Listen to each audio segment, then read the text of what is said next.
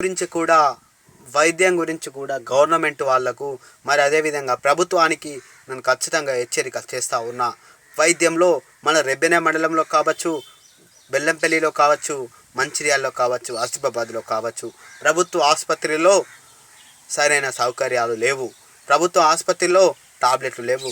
ప్రభుత్వ హాస్పిటల్లో టీటీ సూదీలు లేవు. ఇలా ఎందుకు ప్రభుత్వం ఇంతటి నిర్లక్ష్యంగా ప్రభుత్వం ఎందుకు చూస్తుంది? ఇవాళ బెల్లంపల్లి ఆసుపత్రిలో చూసినట్టయితే సరే చక్కగా డాక్టర్లు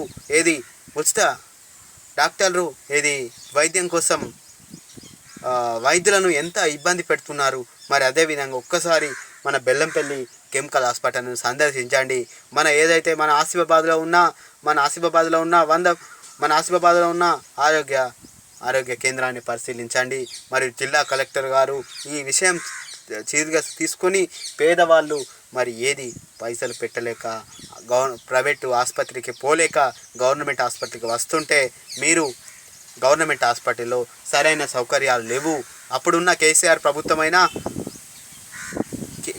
ప్రభుత్వమైనా మరి అదేవిధంగా గవర్నమెంట్కు ఎంతో కొన్ని స్కీములు అమలు చేసింది. కానీ ఇప్పుడున్న కాంగ్రెస్ ప్రభుత్వం వచ్చిన కాడ నుంచి మరి ఏ హాస్పిటల్లో కూడా కేసీఆర్ కిట్లు ఇవ్వడం లేదు. ఆ కిట్టు ద్వారా ఆడపిల్ల పుడితే 13,000, మగపిల్లవాడు పుడితే 12,000 అనే ఈ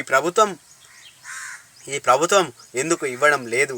కేసీఆర్ పెట్టిన స్కీములన్నీ ఇలా తీస్తున్నారా? మరి ఎందుకు తీస్తున్నారు? ఆ స్కీములను ఇంకా కోఆపరేట్ చేయండి. మీరు పేదవాళ్ళను ఎట్లా వాదుకుంటారు అని నేను ఈ సందర్భంగా రేవంత్ రెడ్డి సర్కార్కు సూటిగా సమాధానం చెప్పదలుచుకున్నా.